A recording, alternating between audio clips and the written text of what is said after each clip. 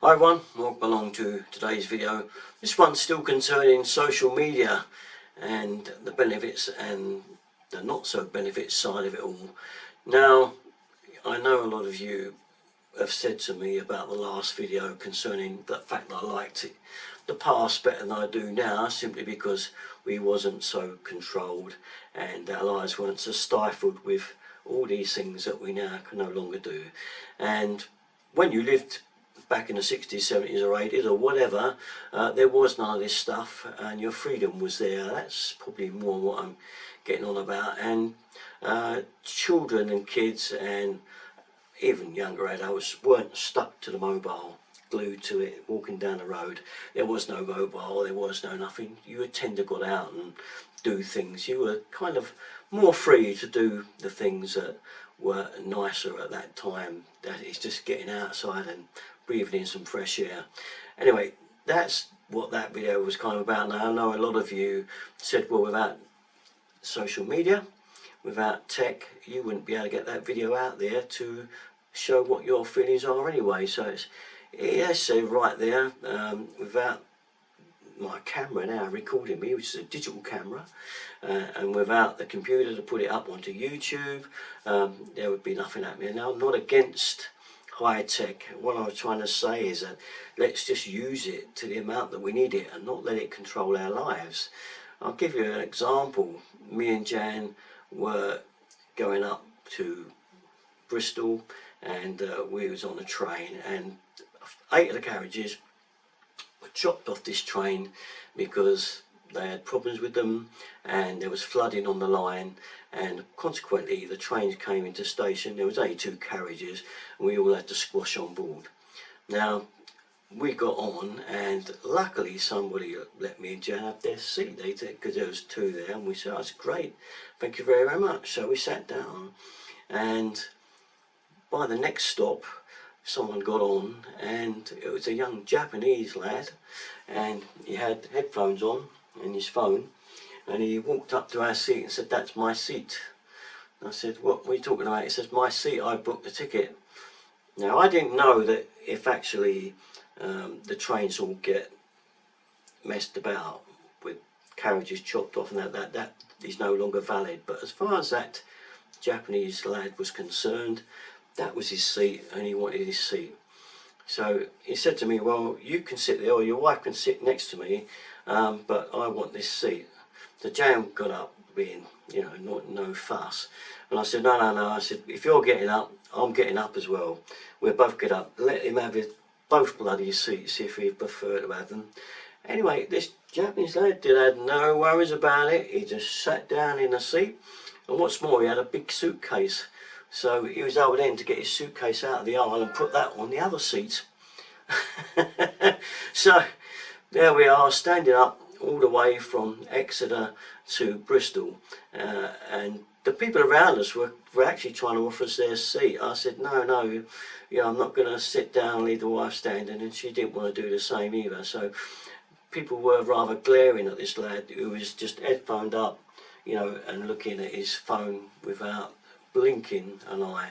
And they're the sort of things I'm trying to say are missing a lot from today's world. That would never have happened.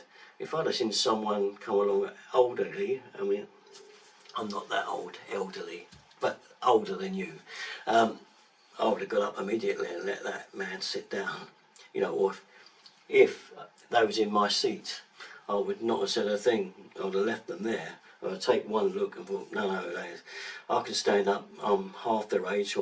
When a 19, 20-year-old something takes your seat, that's quite something, isn't it? Yeah, so it reminds me of another thing that happened in the supermarket. A young mum had a toddler, 3 or 4, and his toddler was screaming at her mum, mum, and getting very, can I, and she wanted to tell her something, and the mum was, I'm afraid, where is it? Where's my phone? Yeah, the mum didn't even answer her, didn't even acknowledge her, didn't look at her, was absolutely glued to one of these things. Great though they are. Now, I'm not saying that you know, these aren't great devices, and if you use technology to your advantage, whereby you just use it and you put it down, ring someone up, put it down, don't keep looking at it the whole time like it has taken over people's lives. That child got no attention from her mother whatsoever, and that child's going to grow up with problems, we know, because you know that is not the way to behave with your child with you, that you're glued to the phone, no matter how important it is. Anyway, that's my take on it. So yes, these are great, they're fantastic things, but you must try not to let it overtake your life. Now, I'm not one that's not tech. I mean, I've got this foldable phone. It's quite a nice modern thing. I'm not against tech. I like tech, you know, and I don't like the media side of it. I don't like being drawn in and have to be looking at it every 5 minutes. So what I'm saying is you must use tech to make your life better, not control your life. Don't let it control your life. Just you use it and put it down. Now, I'm not saying the great things. I mean, who would have thought you could look up anything on here and find an answer? What I'm saying is, before you would have had to gone to a library or ask someone about something. Oh, do you know something about science or where it is? Or mainly gone to a library and find a reference thing and looked it all up. But now you can put absolutely anything on these, type it in, and the answer comes up straight away. I mean, it's fantastic. You know, who would have thought that phones could do that? And I'm not against all that. It's great stuff to have then. Jan has got the latest Galaxy S4, which is the latest phone out, where it's actually got AI on it. I know your feelings about AI, artificial intelligence, is bad, and mine are as well.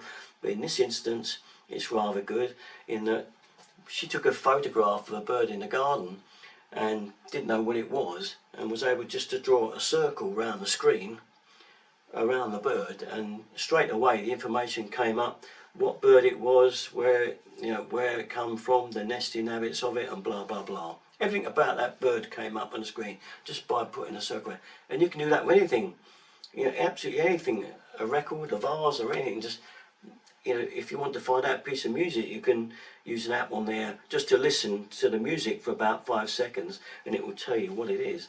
All marvellous stuff. Fantastic. I mean, they're great advances, really terrific. But all I'm saying is, try not to let this run your life. Okay, it's not going to run mine. I'm just, you know, there it goes. Bye bye. I'll finish with you for now. Till I need you next time. Anyway, that's all my thought on it. And thanks very much for watching. Catch you next time. Bye bye.